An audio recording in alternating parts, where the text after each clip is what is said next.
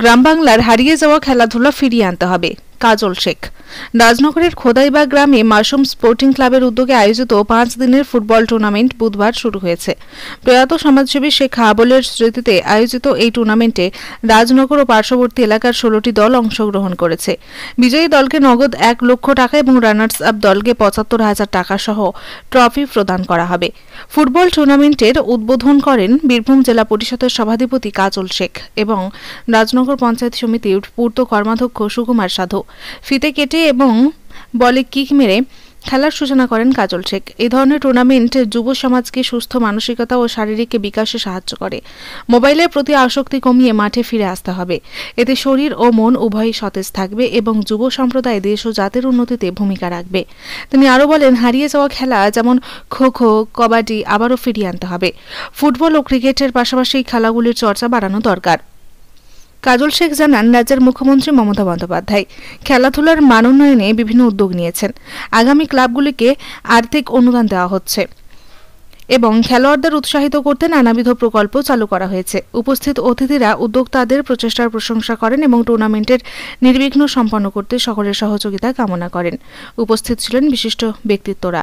গ্রাম বাংলার ঐতিহ্যবাহী খেলাধুলা ফেরানোর এই প্রচেষ্টা যেন আরও বিস্তৃত হয়, সেই প্রত্যাশায় রাজনগরের খেলাপ্রেমী মহল।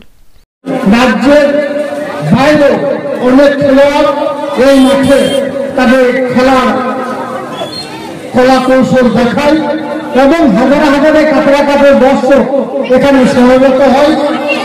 এটাই হওয়া উচিত, কারণ বর্তমান যুগে ইয়াং জেনারেশন, নবযৌবন যারা আগামী দিনে আমাদের পথপ্রদর্শক, তারা বর্তমানে ফেসবুক, টুইটার, ইনস্টাগ্রাম নিয়ে ব্যস্ত হয়ে পড়েছে।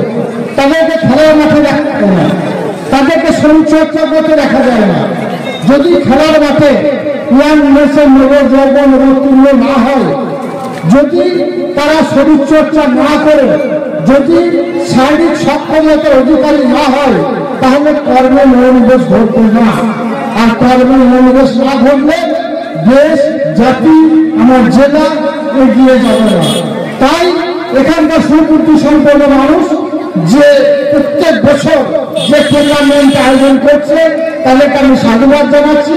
যদিও আপনারা জানা আছে, আমাদের মাননীয় মুখ্যমন্ত্রী মাননীয় মমতা বন্দ্যোপাধ্যায় সারা বাংলার যে ক্লাবগুলি আছে, যে সংঘগুলি আছে, তাদের সকলকে বিভিন্ন দিক দিয়ে অর্থনৈতিকভাবে তিনি সমৃদ্ধিশালী করার জন্য আর্থিক অনুদান দিয়েছেন। তাছাড়াও আমাদের রাজ্যের যুব কল্যাণ দপ্তর থেকে খেলার সাজসজ্জা থেকে শুরু করে বিভিন্ন দিক দিয়ে খেলোয়াড়দের উৎসাহিত করার জন্য আমাদের মাননীয় মুখ্যমন্ত্রী মাননীয় মমতা বন্দ্যোপাধ্যায় বিভিন্ন প্রকল্প আওতায় এনেছেন। তাই এখানে সুবুদ্ধি সম্পন্ন মানুষকে বলবো, এই টুর্নামেন্টটা শুধু 5 দিন নয়, আরো চালিয়ে যেতে হবে এবং এই এরিয়ার যে সকল মাঠগুলো আছে, প্রত্যেকটি মাঠে এই ধরনের খেলাধুলার আয়োজন করতে হবে। শুধু ফুটবল নয়, আরো অনেক খেলা আছে, খোখো খেলা বলুন, বিভিন্ন ধরনের খেলা যেগুলো বিলুপ্তির পথে, সেগুলোকে ফিরিয়ে আনতে হবে। আমাদের পরিবারের যেসব সন্তান সন্ততি আছে, তাদেরকে খেলার মাঠে অবতীর্ণ করতে হবে। দিনের শেষে যার স্মৃতির উদ্দেশ্যে আজকের এই টুর্নামেন্ট, সেই সদ্য সম্মানীয় হাবল শেখের আত্মার শান্তি কামনা করি। তিনার পরিবারের প্রতি সমবেদনা জানাই এবং 5 দিন ধরে এই ফুটবল টুর্নামেন্টটা চলবে। সহমতই এখানকার ইয়াং জেনারেশন, নবযৌবন যারা আছে, তাদের সকলকে বলবো, খেলার মাঠে কোনো ধরনের বিঘ্ন সৃষ্টি না হয়, সেটা সকলকে লক্ষ্য রাখার জন্য করবো। তাছাড়াও আজকের মঞ্চে এই এরিয়ার আমাদের সকলের প্রিয় এই এরিয়ার অভিভাবক মহাশয় মঞ্চে অবশ্য আছেন, সুকুমার সাধু মহাশয়। তিনি অভিজ্ঞ এবং দীর্ঘদিন ধরে এই এরিয়ার মানুষের সুখ দুঃখ আপদ বিপদে তিনি সাথী হয়ে আছেন এবং আগামী দিনে থাকবেন। সর্বদা তোমাকে অনুরোধ করবো, এই ধরনের টুর্নামেন্ট যেন বীরভূম জেলার বিভিন্ন প্রান্তে যেভাবে অনুষ্ঠিত হচ্ছে, আপনার বলতে যেন অনুষ্ঠিত হয়। এবং এই টুর্নামেন্টে আমি যেটা দেখতে পাচ্ছি, ফার্স্ট প্রাইজ আছে 1 লক্ষ টাকা এবং সেকেন্ড প্রাইজ 75,000 টাকা। এটা সচরাচর মাঠে দেখা যায় না। তাই এখানকার নবযৌবন সকলের কাছ থেকে খুব কিছু কিছু করে আদায় করে সকলে সহযোগিতা করে এই খেলাটা অনুষ্ঠিত করছে।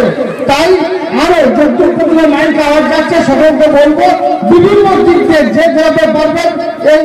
রাজনগর থেকে খান আসাদের রিপোর্ট, জনকণ্ঠ টিভি নিউজ।